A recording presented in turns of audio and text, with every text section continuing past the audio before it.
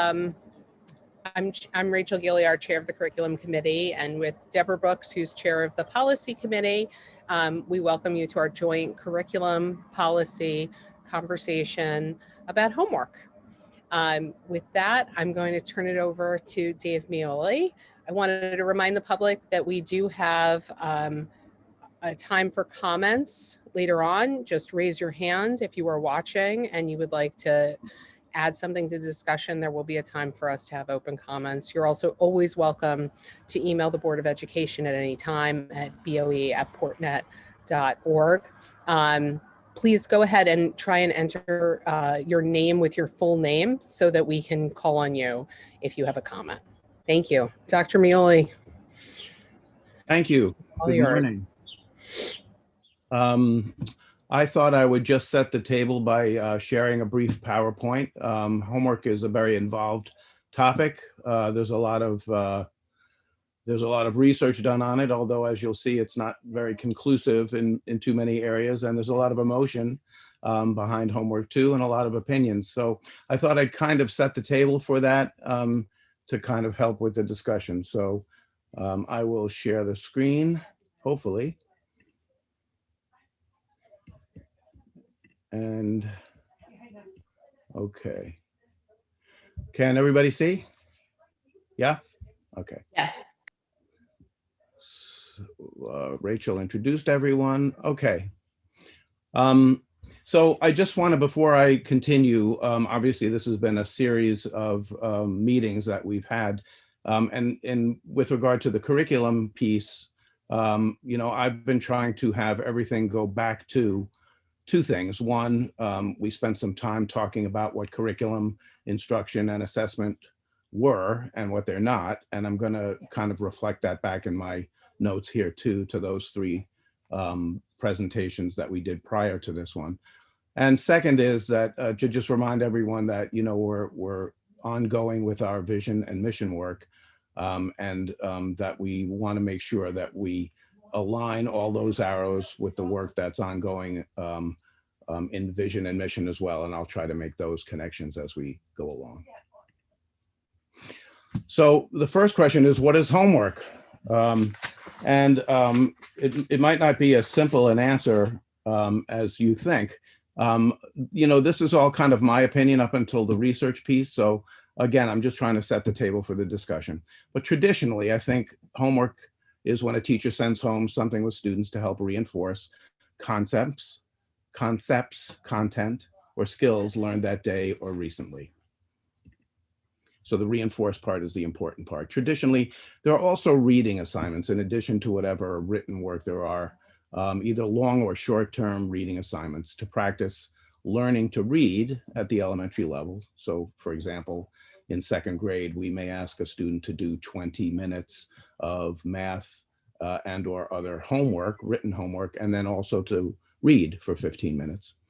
Or to cover, and I put that in quotes, the content at the secondary level. And we often make that distinction between learning to read at the elementary level and then reading to learn at the secondary level. And traditionally, there are also longer term projects and or writing pieces that are meant to highlight big picture student learning. So there might be a paper, a project, science project, all kinds of things like that, that are just not for one night, but over the long term. So a couple of other kind of things to just think about here, and we could spend a whole morning just on this topic. But for those of you who don't know, there is this flipped classroom concept that's relatively new. And what the idea there is for the teacher to send home the mini lesson or the information part, what you might call the teaching part, instead of delivering it in the classroom. And that's much more, that's much easier done now that we have our one-to-one Chromebooks and iPads. And so to send that part home, which is mostly listening and watching, and then during the school day, to have the practicing and reinforcement in small groups and grouping and regrouping students. And that's why it's called flipped. So this isn't too common, but it is, it is around, and there are teachers who are starting to use this more and more. And I just put this in here, again, just to kind of heighten the fact that when we talk about homework, we're talking about a lot of different kinds of visions. And then, of course, in the COVID world, the question is, when kids are home, what is homework? So what does homework mean in a fully virtual or a hybrid setting? What's the difference between what we're doing in Google Classroom or in Classroom 206? And then finally, what's homework when every student and teacher has a digital connection and where the teacher can engage students in many ways at many different times? So you've heard me say this many times before. I think the teachers are sick of me saying it when I go around to the schools.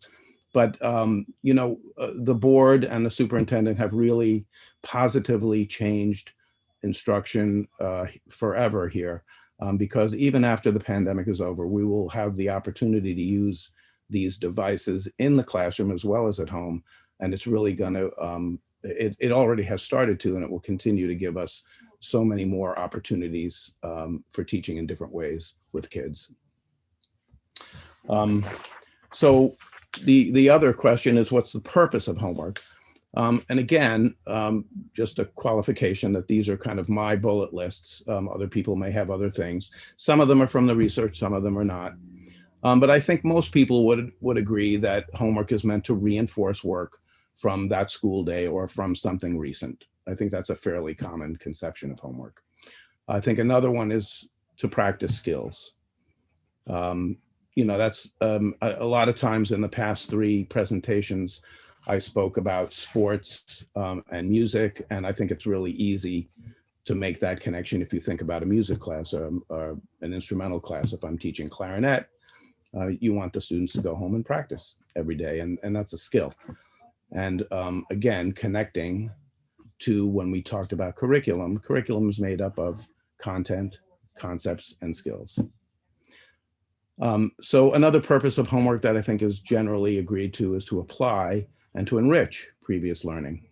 And that goes towards differentiation. I'll talk about that a little bit more later. Develop good study habits and life skills. There is a school of thought that in addition to all these other things, one of the things that homework does is to help students learn how to manage their life outside of school, manage their time, manage their study habits.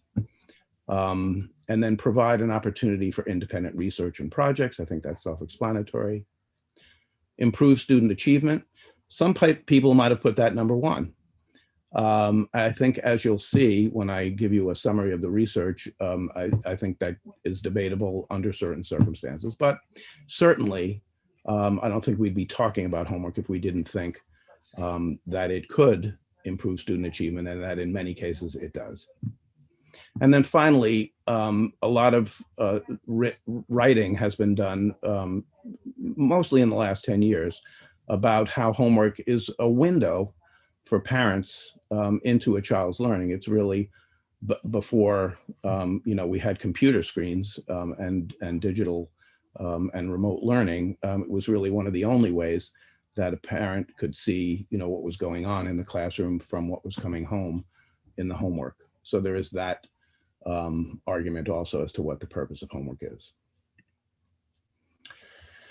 And then what I wanted to do is to actually read what I think is a really good review of the research on homework. It's recently done. It's very comprehensive. It's a little long, but I think it's important to set the stage. It also is, they even have a little humor. These, I don't know exactly the people who wrote it, but I think it gives a good overview. So if you will bear with me, this will take a couple of minutes, and I'll try to both highlight the important pieces and not have it take forever.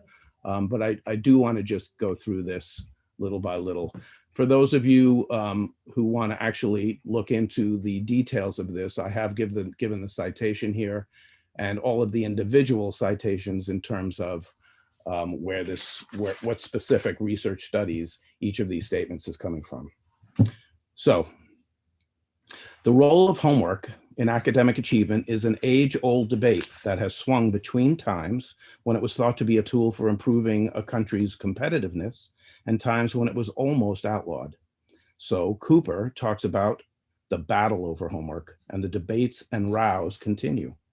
It is considered a complicated subject, mysterious, a chameleon, or Janus-faced. One must agree with Cooper et al. That homework is a practice full of contradictions where positive and negative effects coincide.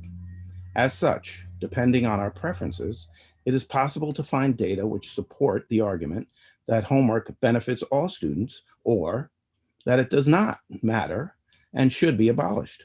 Equally, one might argue a compensatory effect as it favors students with more difficulties, or on the contrary, that it is a source of inequality as it specifically benefits those better placed on the social ladder. Furthermore, this issue has jumped over the school wall and entered the home, contributing to the polemic by becoming a common topic about which it is possible to have an opinion without being well informed, something that Goldstein warned of decades ago after reviewing almost 300 pieces of writing on the topic in Educational Index and finding that only 6% were empirical studies. The relationship between homework time and educational outcomes has traditionally been the most researched aspect, although conclusions have evolved over time. The first experimental studies worked from the hypothesis that time spent on homework was a reflection of an individual student's commitment and diligence, and as such, the relationship between time spent on homework and achievement should be positive.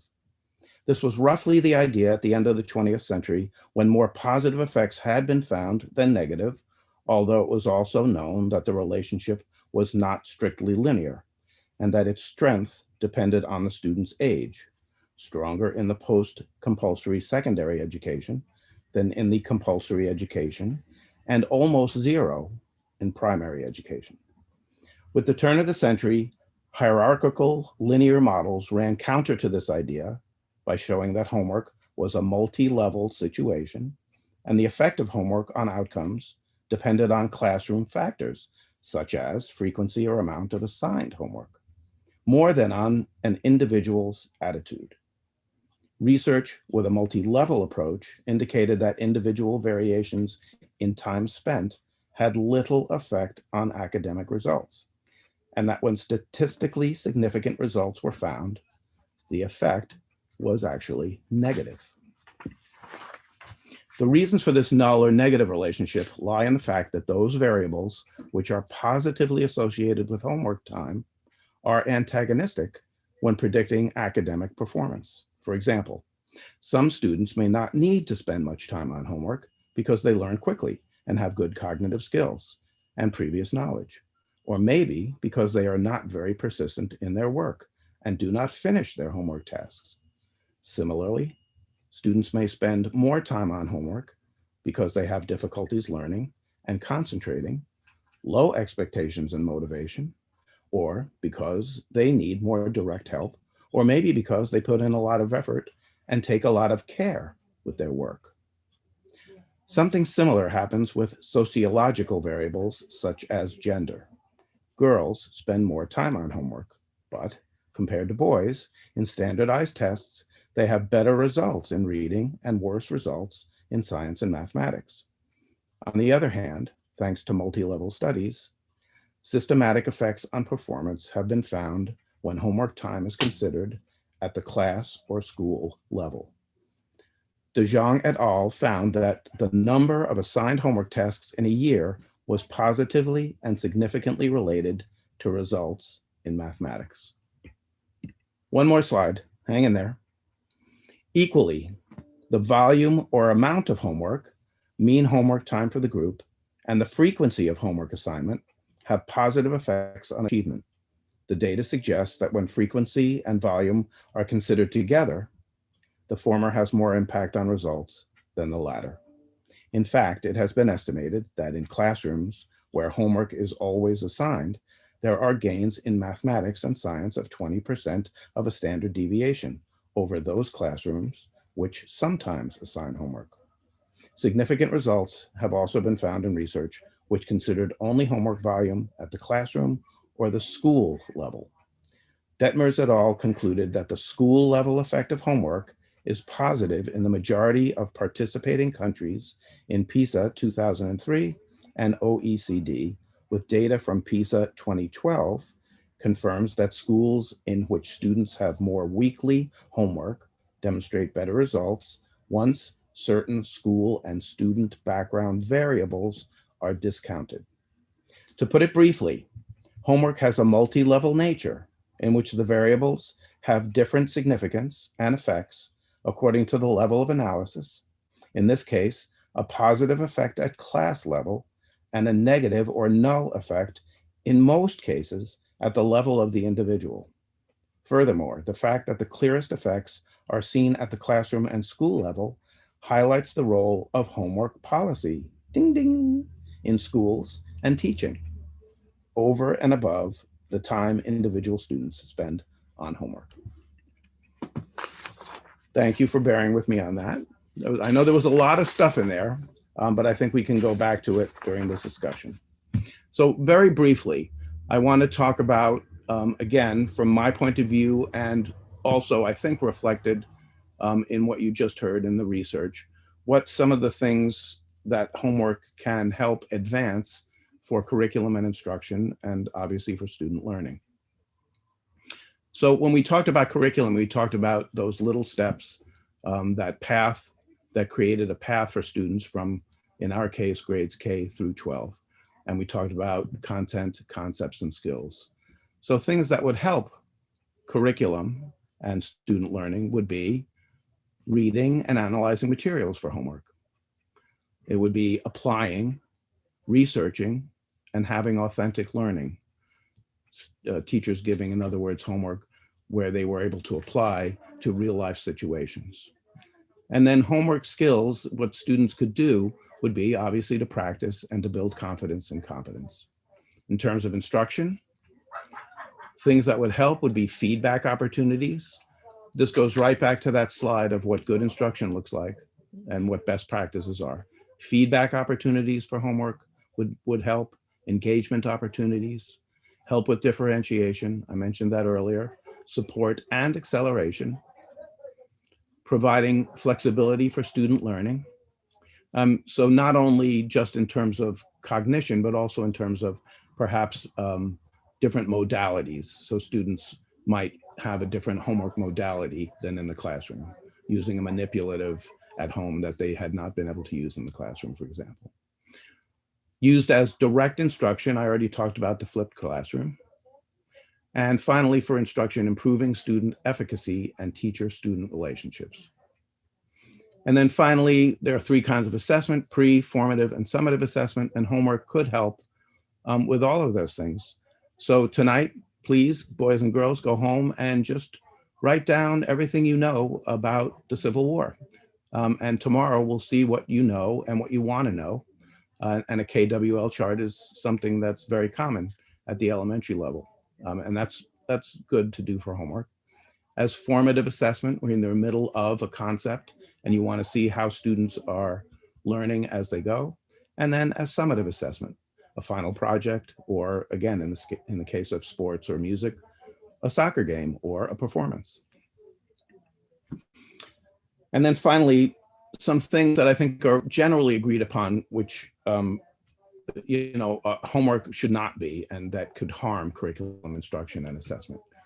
So curriculum should be less of a tour. This is a quote from when I talked about curriculum. Curriculum be less of a tour of content and more of a design for valid, recurring performance tasks for students.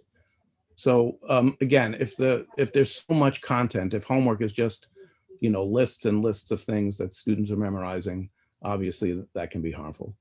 Similarly, if students are doing homework without or with mistaken understanding, that can be harmful. And then with skills, if it becomes primary instead of serving authentic tasks, again, doing things repetitively without a clear reason for the student. In terms of instruction, I think it's generally agreed that homework should not be used as punishment.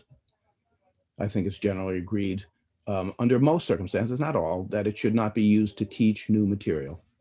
And that's one of the reasons I brought up the flipped classroom. There certainly are times where you would want students to discover something. I actually use this in one of our vision and mission, in our first vision and mission committee meetings. I asked the participants to talk about something before I introduced it, because I wanted them to think about the idea of what a graduate should be able to do before I showed them some examples of what other schools had done. When students are not able to do homework due to conditions at home or work, this is a big one. And this is one of the ones that I think people point to in terms of possible inequality. And then when the quantity or the quality are not idea, either too much or too little, or, we're giving, 26 examples when 4 would do.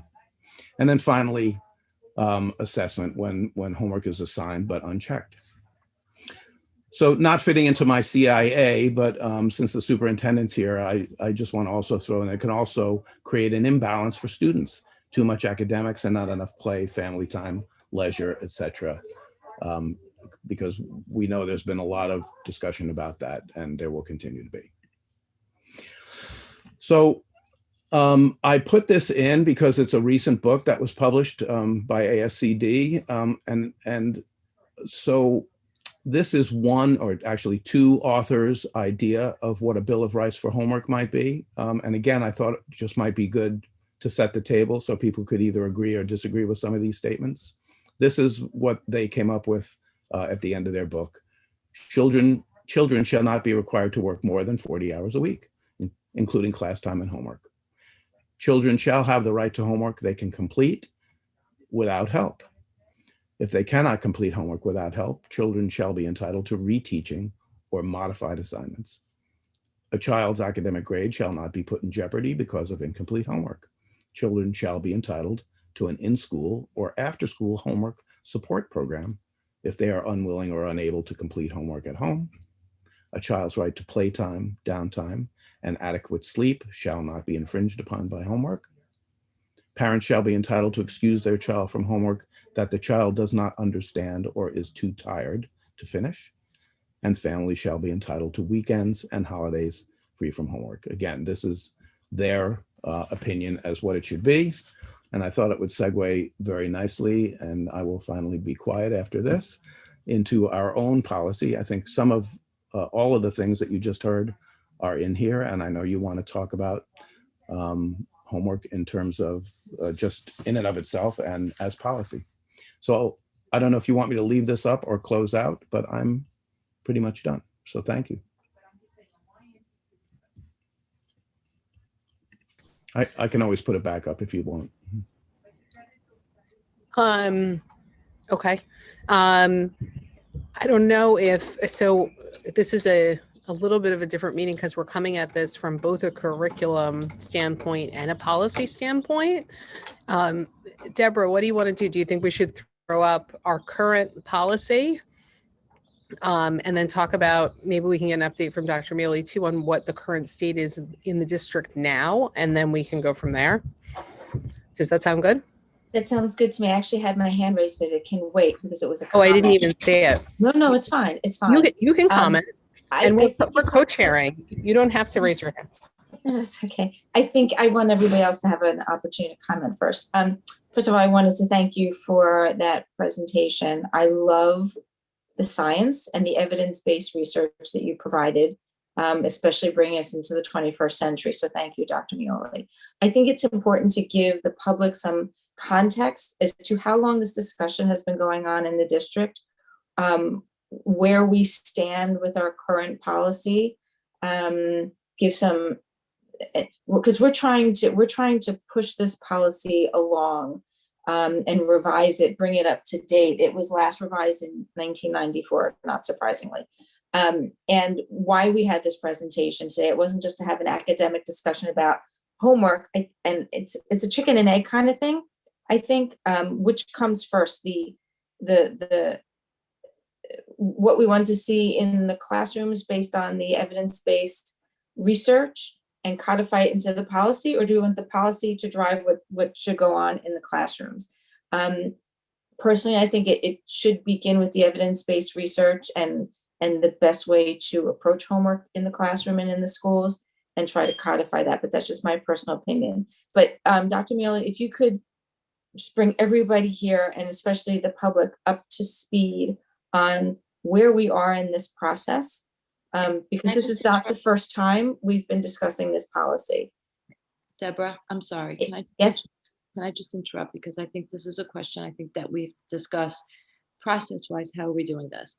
So we had this is a combined meeting of curriculum and policy, and the purpose of the meeting is to hear what the curricular recommendations are for homework and transfer them into policy. So I think Dr. Miele gave us a presentation on the concept of homework and what it is, and we left off with our policy. So I think we should start the discussion with our current policy and what, if anything, should be changed based on what we heard or the input that we have from our curriculum. Like yes, I'm just trying to figure out the process, which I think you just said. So yes, well, and NISBA has an updated policy as well. So, but in terms of the process, I think there's another step that traditionally has been involved here, and that is with PGCD. And so that is why I was asking for where we are in the process, and looking at the current policy, so that the process is. I'll put my hand down, and there are other people that have their hands up who may want to. Emily, I think we're all in agreement with you about the way the two steps go together. I think Deborah was just trying to get a little more of an update, because I think we all believe that although the Board of Education sets policy, that homework is a little bit different, or maybe it's not. We should always have input on our policies, but in this case, this is something that PGCD, which is our teacher and staff committee that looks at issues, has been looking at. So I think Deborah was just asking for an update on where they are in the process as well, because ideally, I don't think the Board of Education would codify any changes without also hearing where they're coming from, even though the two policies work in different ways, and I think we'll have different levels of specificity. Right, which is why I thought let's look at our policy and see what changes, if any, would we make, and having the curricular aspect of it as part of this meeting, they would be able to give us the input of, well, that wouldn't work or that would, but that's just my thought. There are other people with their hands up. I'll stop speaking. Okay, I don't know who was first, Larry or Beth. I actually don't know how my hands ended up, so I'm going to take it down. Okay, Larry. Okay, I think maybe I mean, I'm looking at this entirely differently. As Dr. Miele showed, there's evidence that homework is good, and there's evidence that homework isn't good, depending upon what evidence you want to have. So I do think homework ends up being a philosophical decision. It ends up being how does our district want to treat homework? What is our community perception of homework? What do we think? So this is one of the few areas that I think the board actually does get involved in earlier, because if we say we believe homework is an intrinsic part of education, well, then administration will likely recommend slightly different parameters than if we say we think homework is a last resort sort of thing. So, so I think we need to, and that's sort of one of the reasons why I think we have this sort of joint meeting. We have to philosophically decide as a group where this district stands. So I think that the superintendent's position is important, that Dr. Miele's position is important, and us representing the community is important in terms of how we move forward, because what policy we come up with is going to be very different depending upon what our philosophical underpinnings are. I think that's a really good point, Larry. I personally agree with you. I think with all this fanfare, maybe we should throw up the policy and at least have this background of where it stands. And Dr. Mealy, I think you gave us a really good survey of the research. I really appreciate it. Deborah, do you have it? Are you going to share your screen? I thought Dr. Mealy said that he has the policy and he was going to share his screen. Oh, okay, that's He said great. that, I think, at the beginning of the meeting. It was the last Sorry. page. I can do that. It's the last page of his Sorry. presentation, so he could put Right. that up. Can I just say that? And also for people at home, it's also on the Port website if you can't. It may be a little small.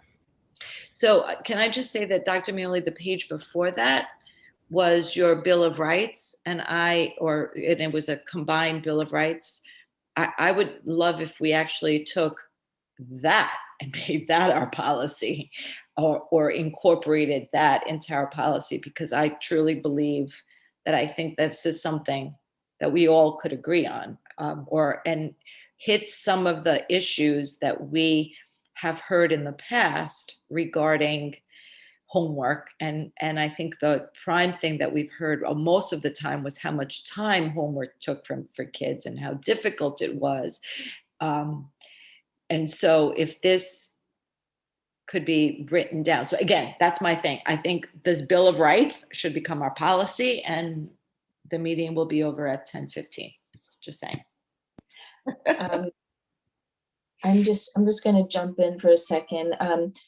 One of the, having been in this district now, I guess 16 years, and hearing the complaints about the exorbitant amount of homework, including the homework on weekends and vacations, and I can attest to the fact that there's been homework every single vacation except for summer break, at least in the high school. An appalling amount of homework from my perspective as a parent, and I've heard from other parents as well in board meetings. And so one of the things I was wondering is, in our role as the board, is to not only to create the policies, but to make sure they're being followed.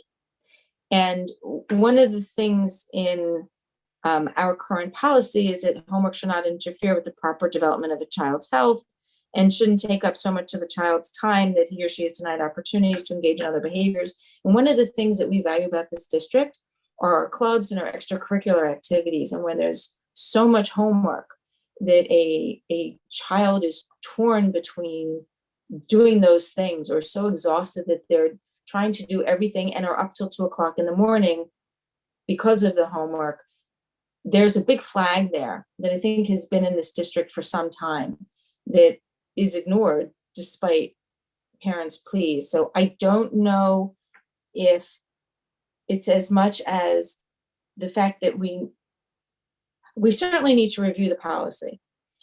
I'm not sure exactly where we need to revise the policy, but I think it's also important to know, is the policy being followed? Is it being adhered to?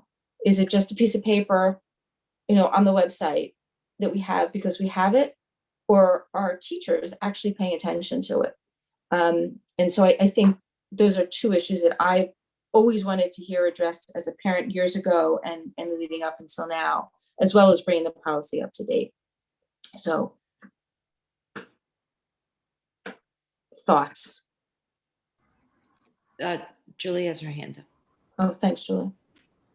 Thank you. So I just want to keep in mind, right, this is the district policy that sets, I think, what Larry and Emily were trying to say, the overall philosophy of what our district feels about homework and the direction that we're taking.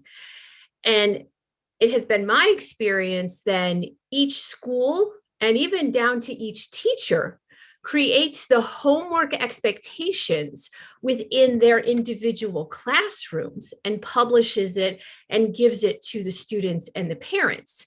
So when we are crafting a policy, I think we need to be mindful of the fact that it needs to be the overarching philosophy as opposed to the edict of the number of hours or how it should work and this, that, and the other, right? It's because we do not want to interfere and walk into a classroom with this policy and say, staff, this is how you're teaching at this point, or unless that is our philosophy as a board.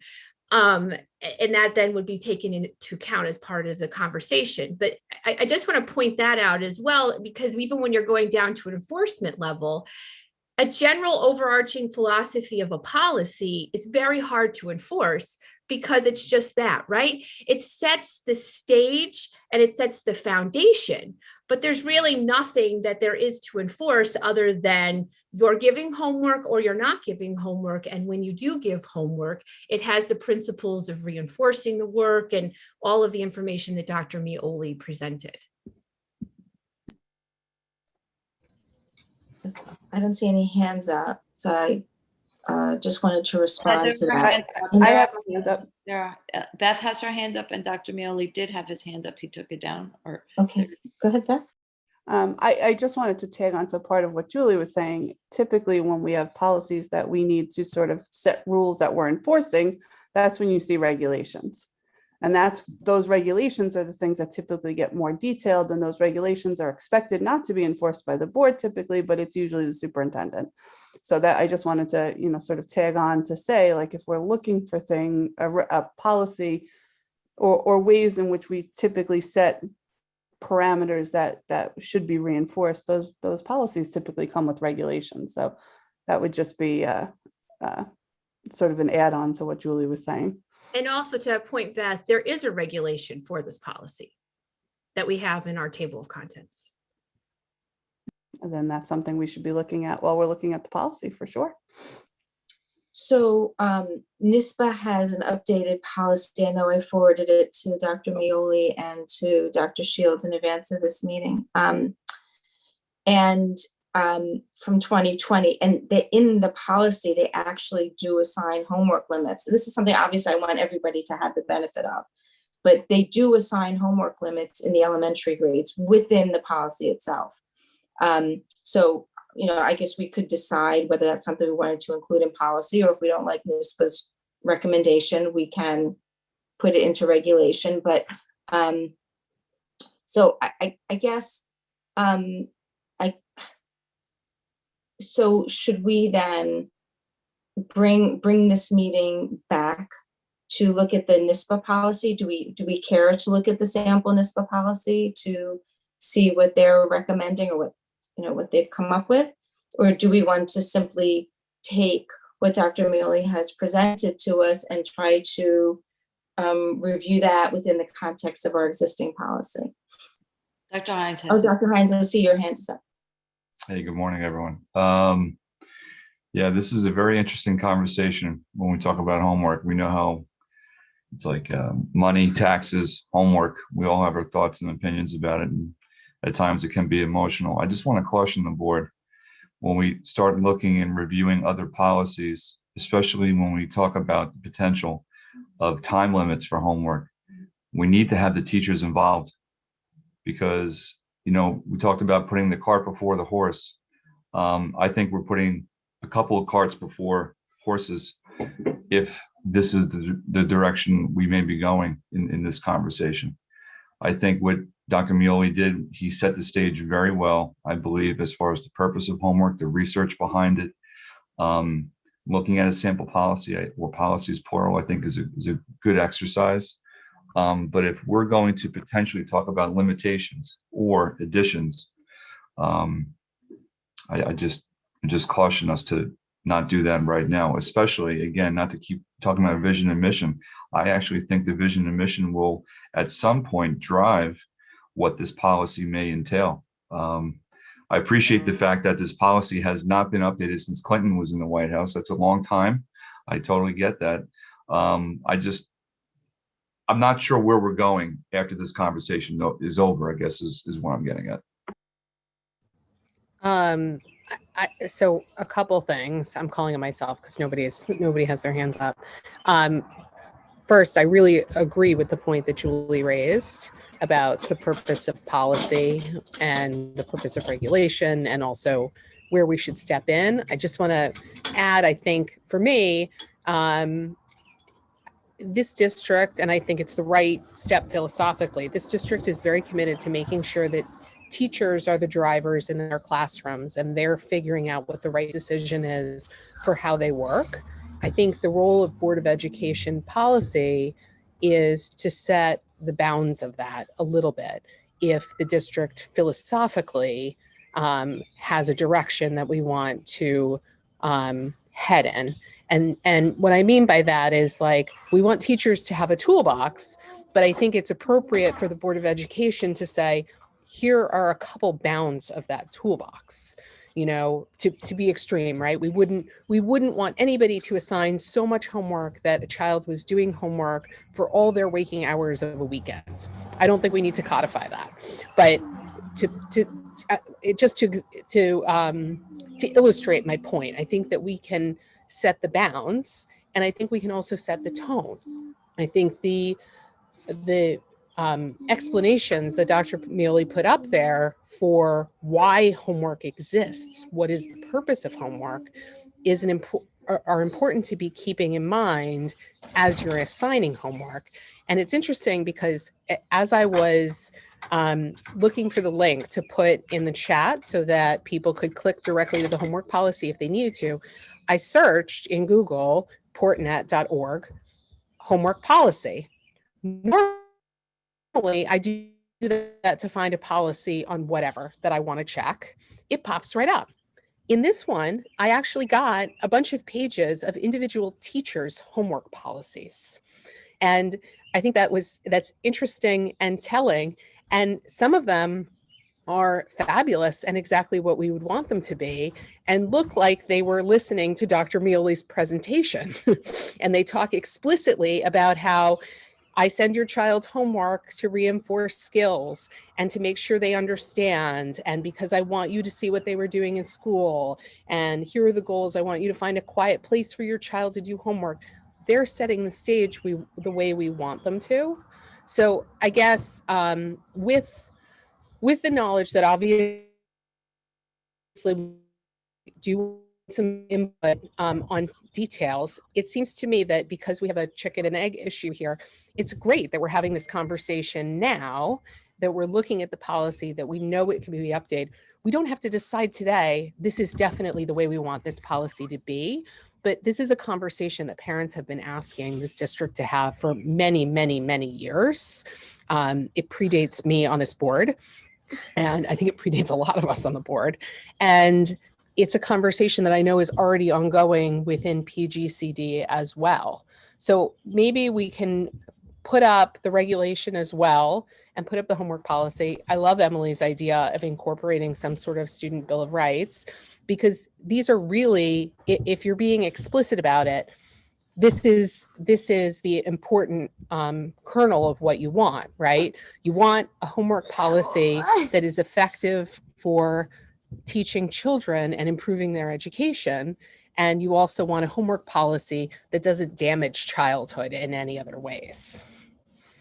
So maybe we should throw the policy back up, go over it, and then take some comments from the public. Okay, no, Rachel, Dr. Mealy has his hand up, but I did too. And I wanted to basically, and so does Julie, but I want to say, I think with regards to policy, we have not updated this policy since the Clinton days. So let's look at the policy and see what, if any, changes we as a board think we should be making right now with the curricular advice that we have here of Dr. Mealy, and then take it from there. I think with regards to the regulations, which you've also shared, yes, they are very weak, and I would think we should discuss, are they actually being enforced? Because or being done. I don't know that Dr. Hines, I don't know that we've done that. I don't know. So we should discuss that, and maybe we should change the regulations or whatnot.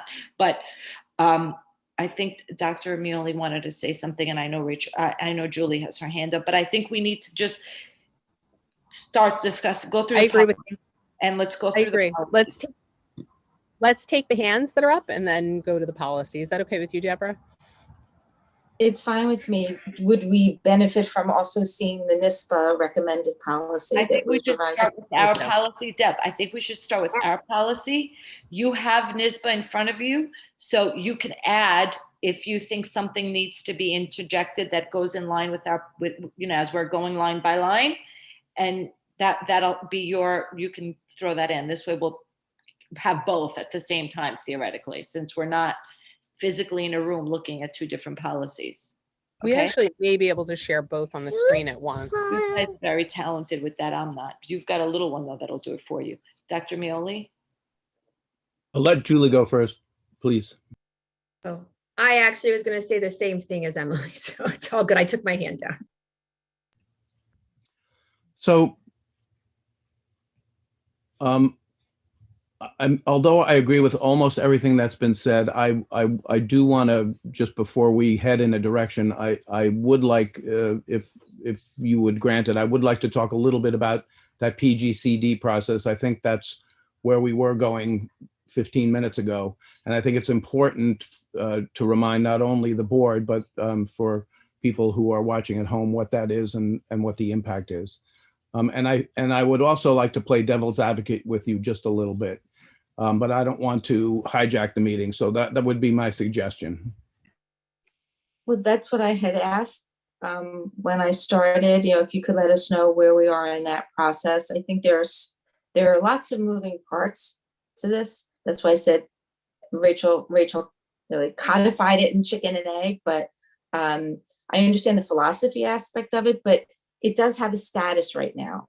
So whether we want to pull it from that status and change the trajectory of it, I do think we need to acknowledge the status so that we can take an action step with respect to where we're going next, because that status is currently in motion. Something has to happen with it.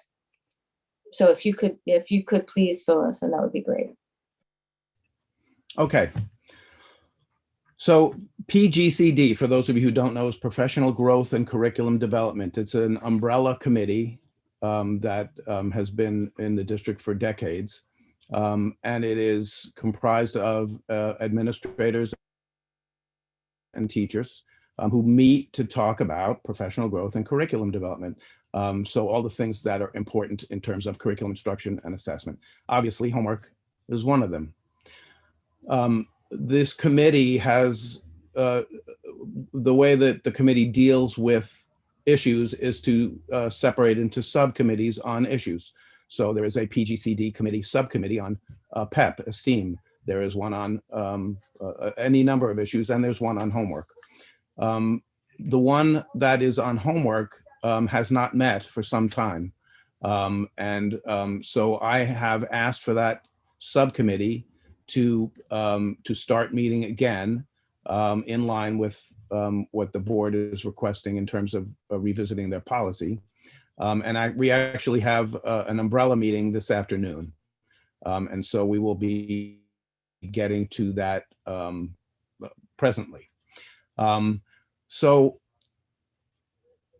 could go into more detail there, but I won't. But here's what I just want to say, and I also want to caution.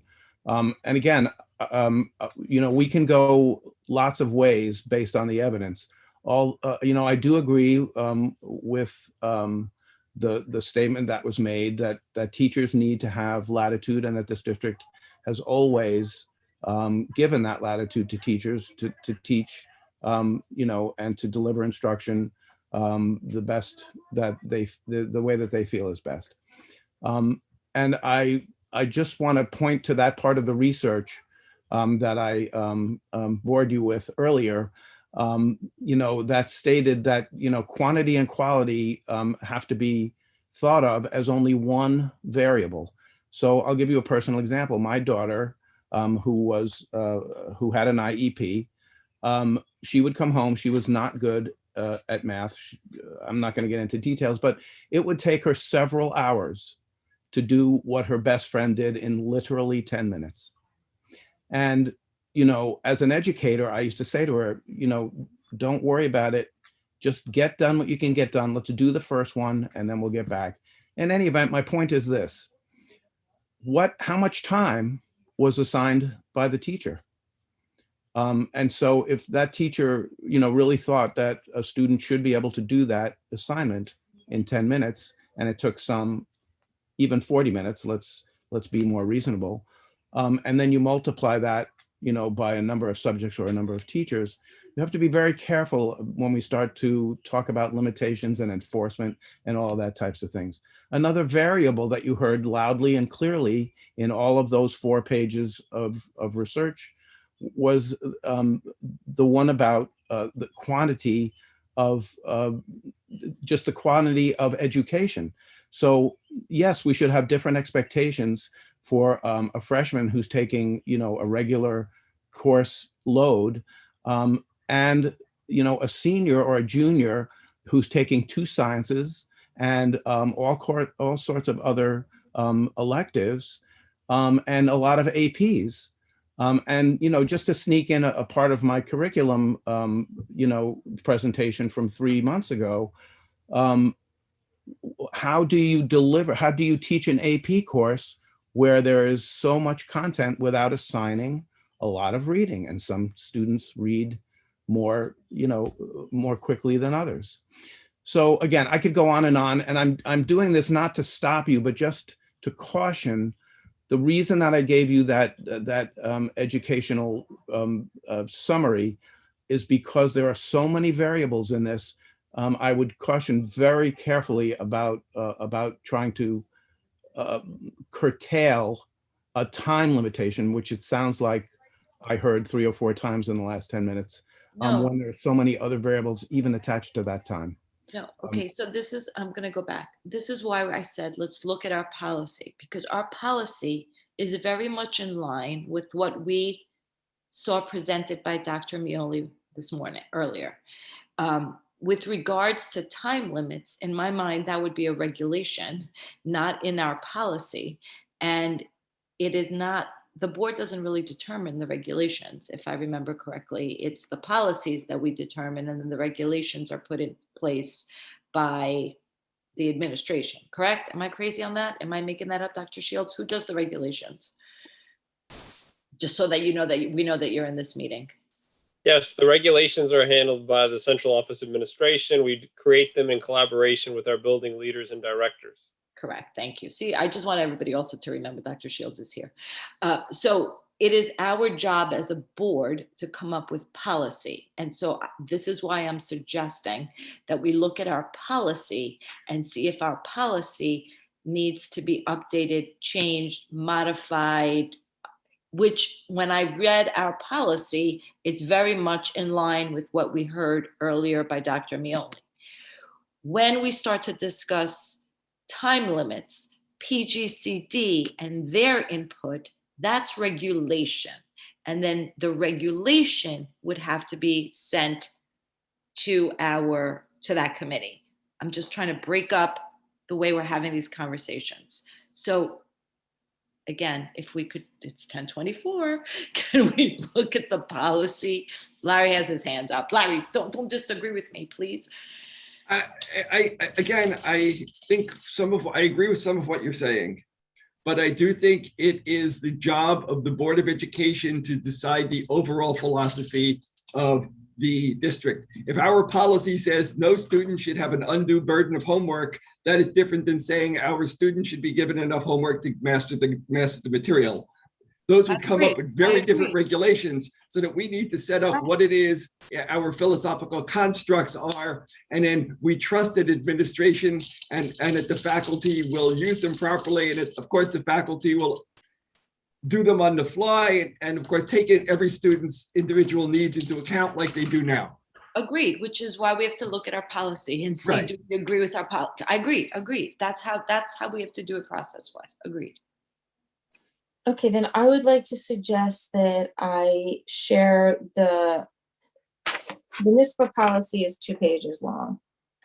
As I said, it contains time limits in there for elementary schools, which I understand, Emily, you're suggesting be put into regulation rather than policy. But I think that the time limits are part of the philosophy of how they want elementary school how a school district wants its elementary school kids to be treated in terms of the burden of homework or the advantage of homework, however you want to look at it. So my suggestion would be, let's also look at what NISBA has, because that's what we've been trying to do all along.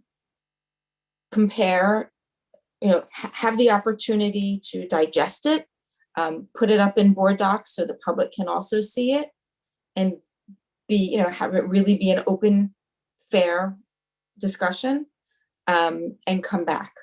That's my suggestion, rather than sitting here and trying to, I understand that much of what Dr. Mioli said is perhaps already within our homework policy, but we may decide that the NISBA policy lays it out a little more succinctly, a little more clearly. We might like some parts of it. So that's my suggestion.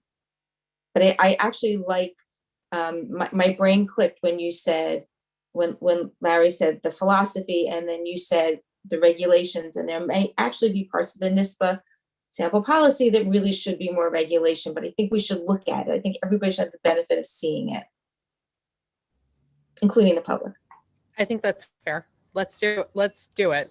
And I think Larry's point is very well taken, because even if the regulation is set by the building leaders and the administration, the goal is to have the Board of Ed policy set the tone, and we should be working with the administration to be moving in the same direction together. This shouldn't be two different ships going separately.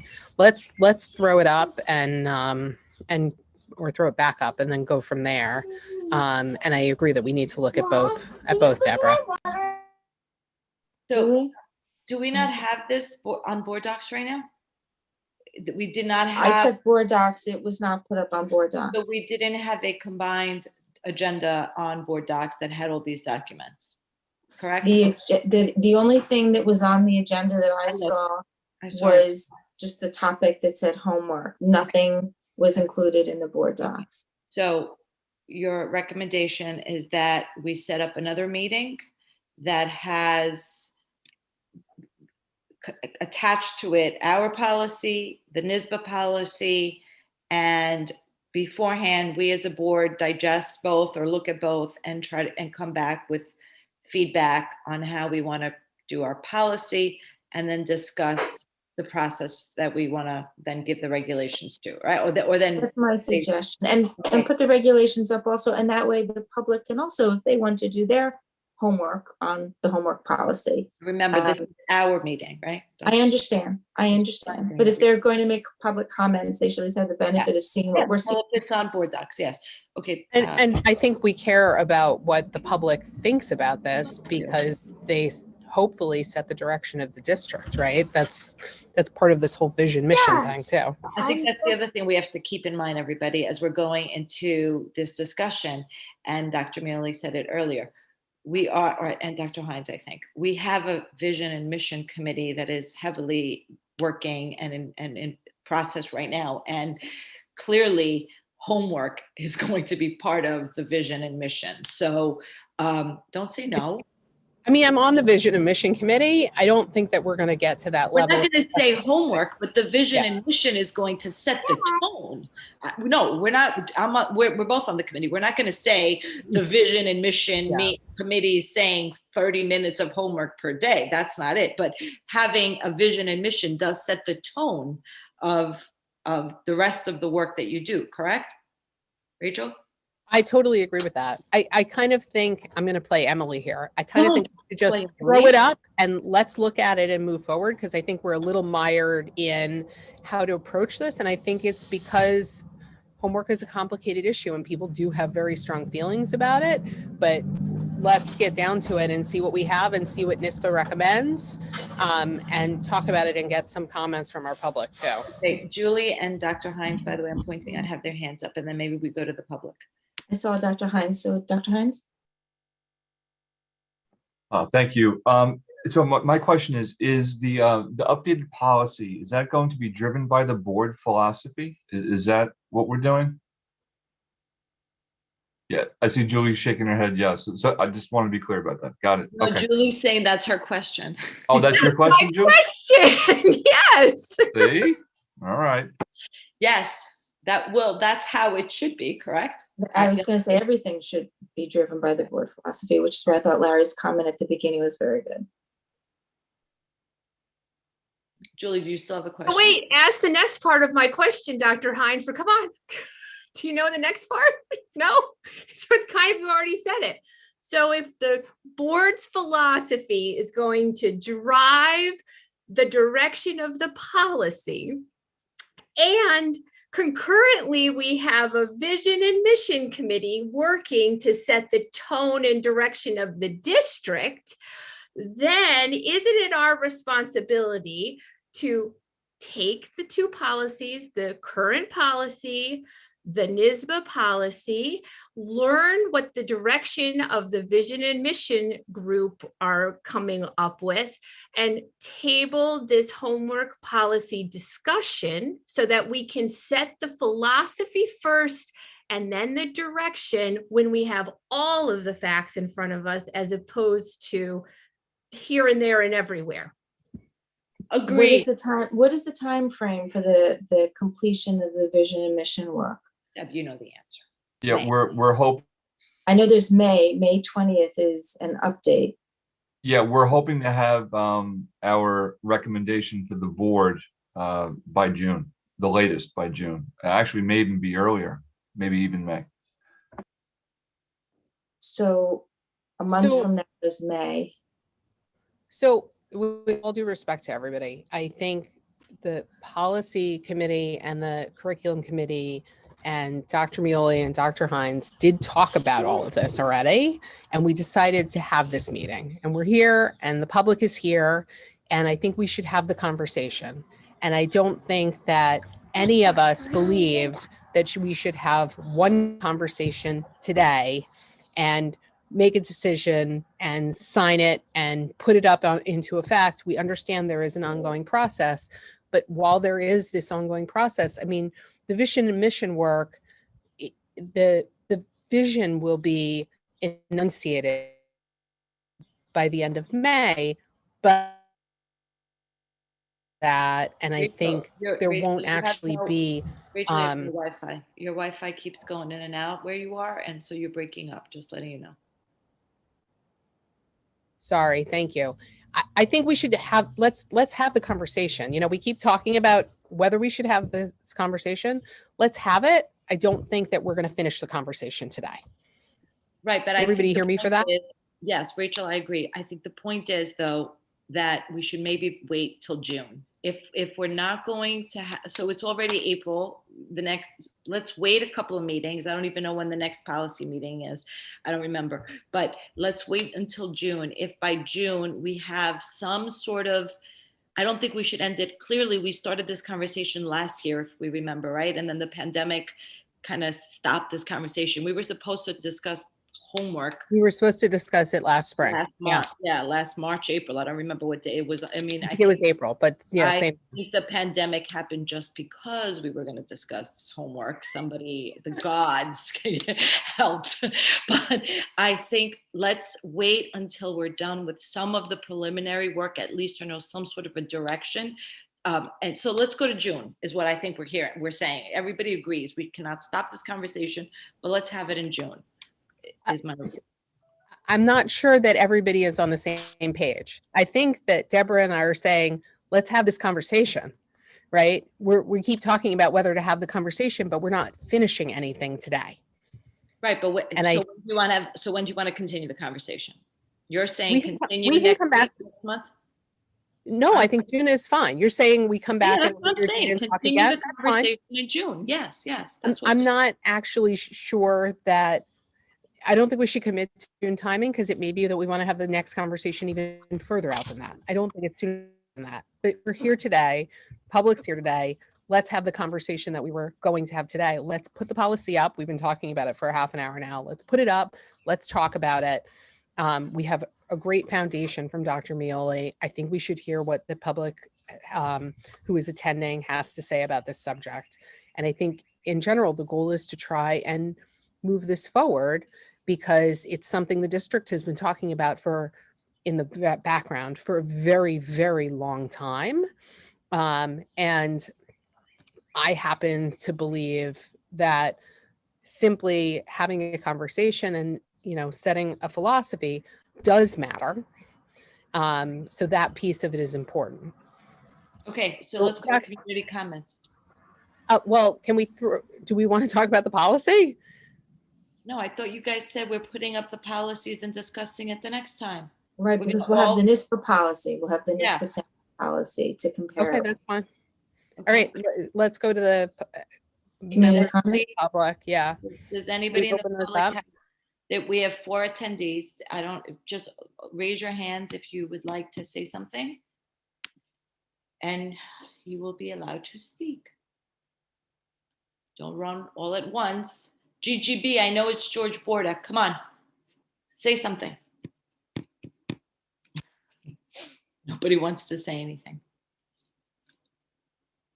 Okay, Ah, So- George does. Thank you. Hold on.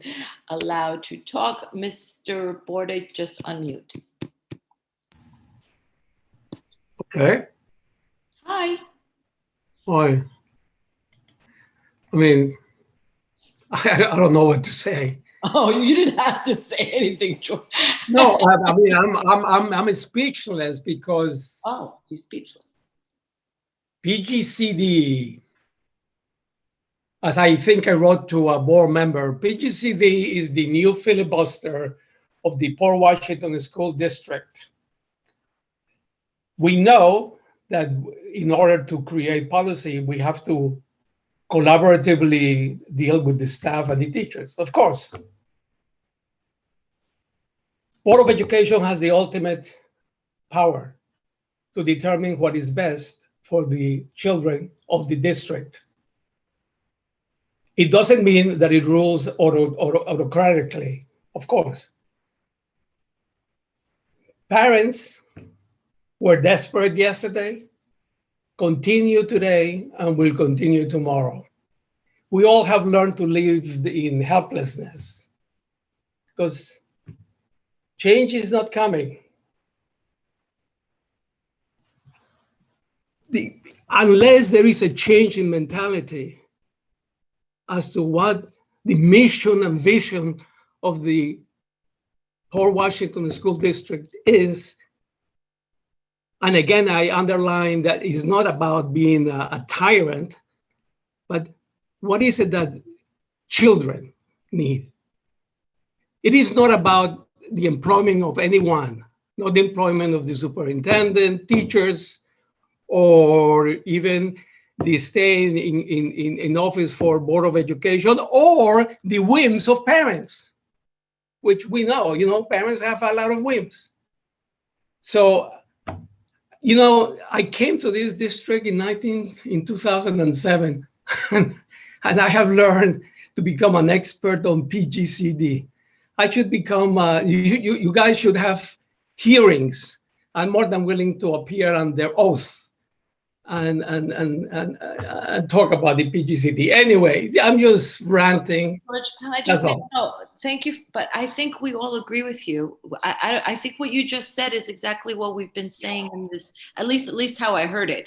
We discussed that the philosophy belongs at the board level, and the board is going to write the policy, that the regulations on specifically time-wise would be something that our administrators and teachers, and in this particular school district, we have PGCD that would take on that mission of writing the regulations per se with help of others.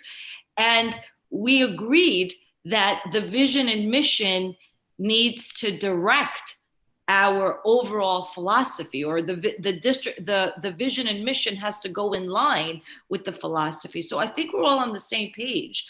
I think what we're just saying is right now, today, in April, we need to kind of wait a little bit until we have some of that other work, meaning vision and mission, done. I think I think what you heard us saying is, at least that's how I heard what you just said to us, is pretty much the same. I know, I understand, but would you agree with me, just yes or no, that whatever regulations, as you put it so well, is they come up with the PGCD staff administrators. If the superintendent does not agree with those things, or the Board of Education ultimately does not agree they have the ultimate power and responsibility to implement any change or all of it, part of it, as long as they are looking for the benefit of children. And the benefit of children. Dr. Hines wants to answer. So Dr. Okay. Hines. Hey, Mr. Borda, nice to hear Hi, your voice. Mr. Hines. Nice to How hear are your you? voice It's again. good to see you. You look so handsome and so elegant, like always. Well, that's because I have 4 filters on, but thank you. I appreciate it. Let me just, first of all, thank you for what you're saying. And I can assure you that there has been a lot of things that have taken place this year, good, bad, or indifferent, that are not congruent with what our teachers were looking for, what our staff was looking for. That's been something that's been happening, I would say, since the pandemic. And I think there are good things about that, and there's some bad things about it. But the future work, George, which is incredibly important for you to understand, because you're not in the equity committee and or the vision and mission committee, we will be pushing the envelope for sure as far as changes, and I think very positive changes that center around what's best for kids, that will then converge into a strategic plan for this school district that it does not have.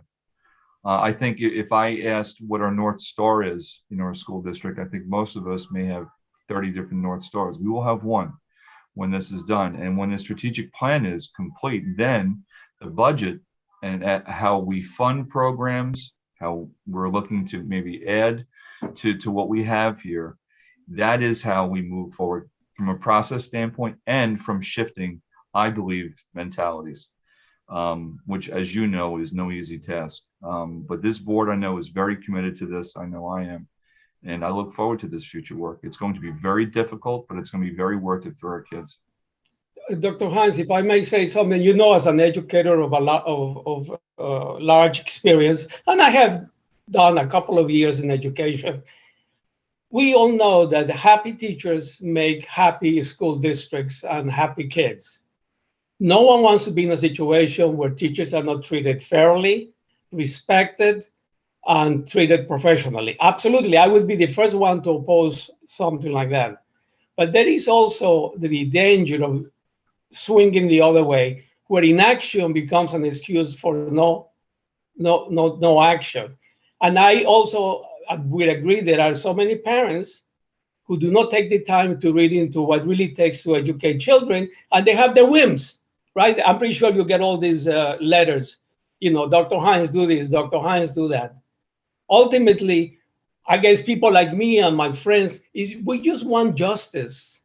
We don't want favors or personal favors or anything. We just want, and you know, Dr. Hines and the Board of Education, Emily and Rachel, me and my wife have never argued for ourselves or for our child. We have argued for the children of the district.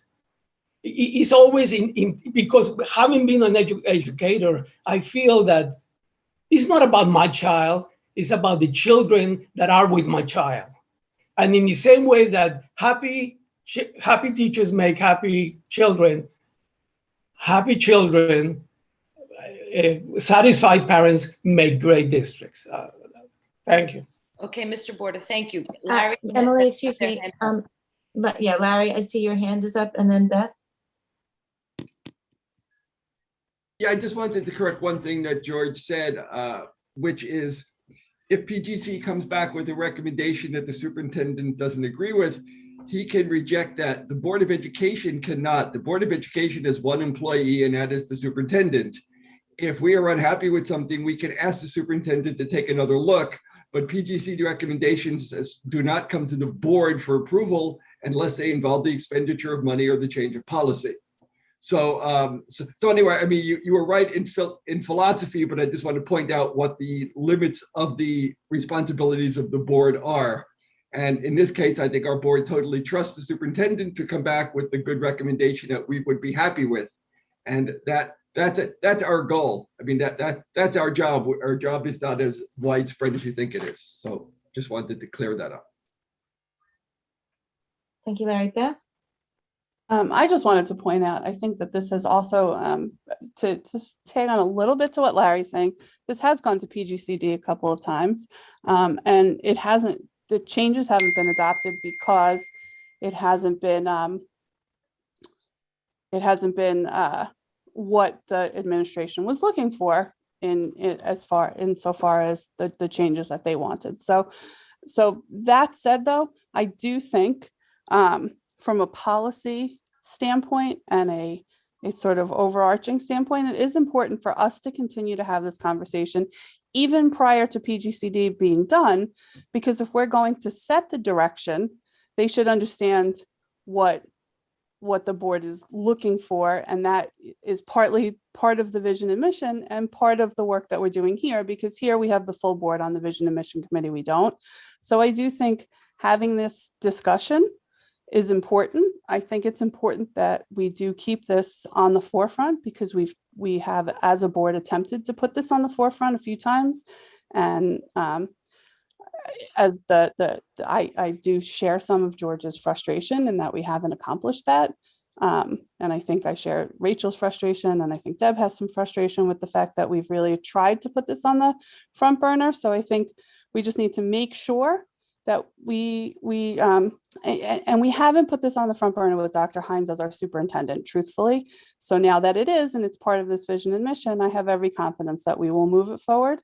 But Rachel and Deb, as curriculum and policy chairs, I think it's really important that we don't lose sight of continuing to ask for updates for this, because it's important. And it is, while the regulations, as Dr. Shields was saying, are definitely in the hands of the administrators and the teachers, I think the overall policy of what the expectations of the outcome of education, and therefore the expectations of what we expect our children to do on a day-to-day basis, do rest with the board and the central administration to sort of set that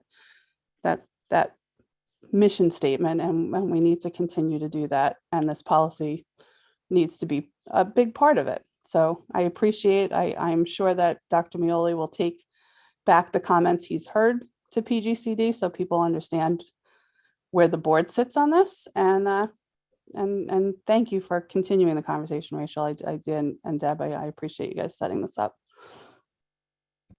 Dr. Hines, I see your hand is up.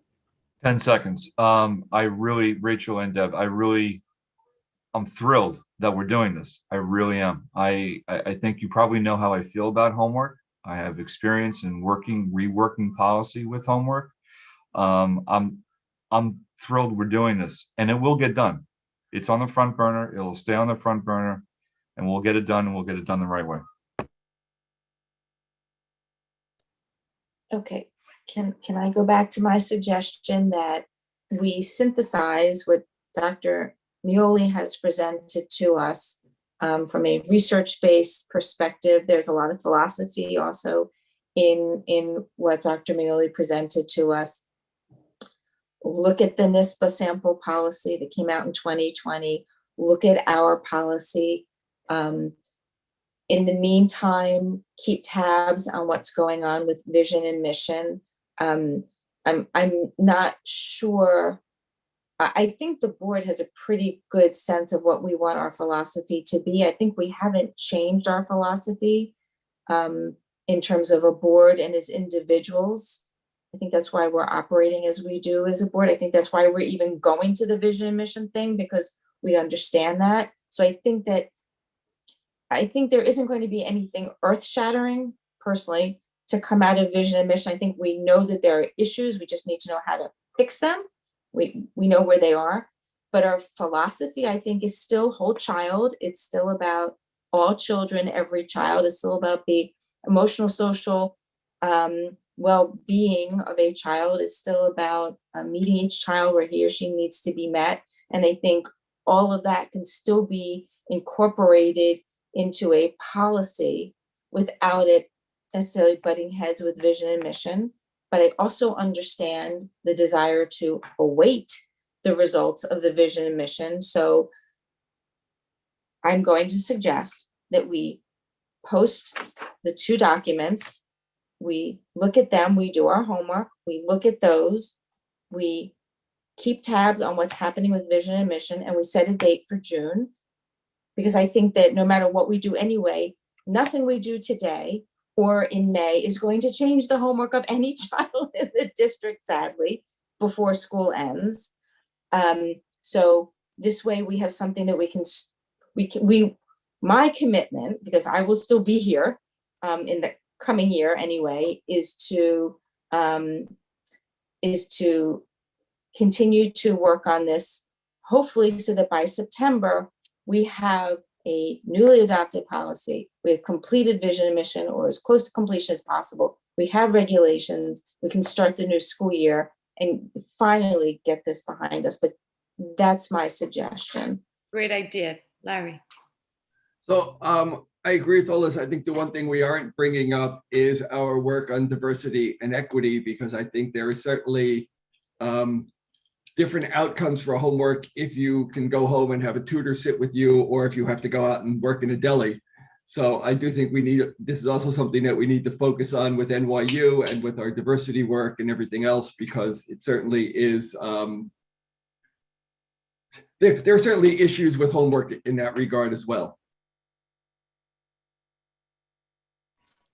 Yes. Larry, I think that's important to raise. And I think if we are going to revisit this in June, we will have at least the beginning of the NYU process underway too. And so maybe we can be conscious of that. It's yet another way in which homework is very complicated, because it has a different impact on children that are coming from different backgrounds, positive and negative. And I think maybe not necessarily in the ways we would stereotype or assume.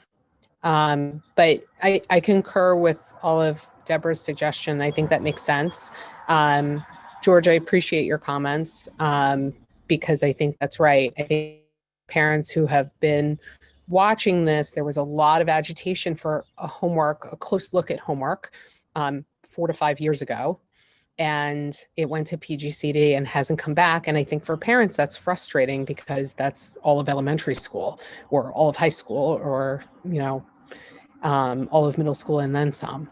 I see George with his hand raised again. George, do you have another comment, or is it just still up? I have to allow him to talk. But I just want to point out before he speaks, it's 10:53. So we need a quick comment back from George. And then I would like to make a motion for us to go into executive session. There is a personal matter I would like for us to discuss. So I will allow George to talk. And then thank you. Okay. I'm on? Yes, Yeah, George. George, go ahead. Well, thank you. And I'm glad that at least there is some discussion about this issue. I just want to make a small clarification. First of all, I think Larry made some very good points, which and Rachel too, in terms of homework, because you have to see there are some parents who are almost ready to commit suicide about what is happening with their children, especially the ones that are on remote learning. It's just beyond anything that I have ever seen as an educator. But anyway, as far as Larry, and if he doesn't agree, he can email me. The Board of Education has all powers. All that is right there in the state. Now, I do understand that you don't want a Board of Education to overrule the superintendent. How would that look? I mean, that would be ridiculous. The Board of Education has to work with its chief officer, which is the superintendent, and you guys do that in executive meetings, and you hash out whatever differences there are, and whatever discussions there are, and the superintendent's only role or main role is to make sure that what the Board of Education wants to be done gets done through his powers. So by no means, I just want to make sure that no one misunderstands that I'm trying to say that the Board of Education all of a sudden becomes, the Politburo. No, it's just about accepting that you guys have all powers, and that the best way to organize a district is through working with your superintendent, which in this case is Dr. Hines. And that's it. if you guys personally feel that even if Dr. Hines were to agree to something that you guys, as elected members of the community, do not agree, it just takes 4 of you to say, well, no, we're going to do it this way. So I disagree with Larry that the Board of Education doesn't have that power. And I'm not speaking for myself. I have had these discussions with people at the New York State Education Department, as well as my wife. And that has been clarified to us. It has been clarified to my wife in writing. So, okay. But anyway, I thank you for having this conversation because it is important. You guys hear from a group of selected parents, which is fine. But there are many parents who, for whatever reasons, they don't talk. You know, it reminds me of that saying, that people live desperate lives, silent lives of desperation. I can't remember the exact, and there are a lot of people you say, you know what, I just get through this, whatever, you know. Anyway, thank you and be safe. Thank you, George. Thanks, George. Okay, so Ms. Gilliard, let's agree, and let's everybody here agree to a date in June before the end of school. We will make sure that all the documents that we are going to review get disseminated to everybody here and are posted on board docs. That's for the public as well. It will be publicly available to everybody. And we'll keep up to date with what's going on with vision and mission and with diversity, equity, and inclusion. And let's get a date on the calendar. We can talk amongst ourselves. Julie, I see a hand. Yes? We have a June 15th curriculum meeting scheduled. Would you want to incorporate it in there or not? I'm just pointing I will out. defer to Rachel because that's not my meeting. So I'll defer to Rachel. I don't think so because we have topics for the rest of the curriculum committee meetings. But I think we should, I agree with you, Deborah. I think we should, we can talk offline and figure out what date looks right. Because I know June also gets dicey. There are a lot of graduations and other commitments in there that will make it difficult for our administration too. So we should figure out a date that works for everybody. Yes. But I guess we're committing out loud today to do that. Can we Yes. also get Dr. Mioli's presentation added onto board docs? It was, Yes, good idea. That's great. it's great Agreed. to do that as well. Yes. Okay. So, Since it was the 5-minute tutorial on the state of homework research. yeah, it was great. Which is very important. It's So, it's are been we- researched a lot for good reason. Okay, are we done with this meeting? Because we have to, like I said, I'd like for us to talk about something else. I So, personally am done. Rachel? Anybody? Dr. Hines, Dr. Mioli, Dr. Shields, okay. Dr. so Allen? Final comments? Okay. I formally made a motion to go into exec. Who is seconding? Who I seconded? seconded it already. Or seconded. I So All vote in yes. favor? Everyone in Had to favor? Vote? we're all Yeah, in hold favor. on, I'll do a roll call. We don't have to vote. Larry? Larry's there somehow. Yeah, I know. We need to do a roll call. We need to have a vote on the record. So Larry? But Pat left, and it was Pat that I needed to make sure she took the roll call. It doesn't matter. I'll send it You to her. hold a minute. Deborah? Yes. Rachel? Yes. Julie? Yes. Emily? Yes. Larry says. Nora? Yes. Larry again? He might be in the back. Well, we're gonna say six yeses and one abstention. Abstain. Okay, so thank you, and let's everybody say bye-bye to this. Yes, to we will this- keep you posted. We will announce the date as soon as we have it at an upcoming board meeting. Thank you. All right. And in Thank the you all. meantime, everybody is still always welcome to email the Board of Education, BOE@portnet.org, with any thoughts on this or any other issue. Thank Thank you. you very much.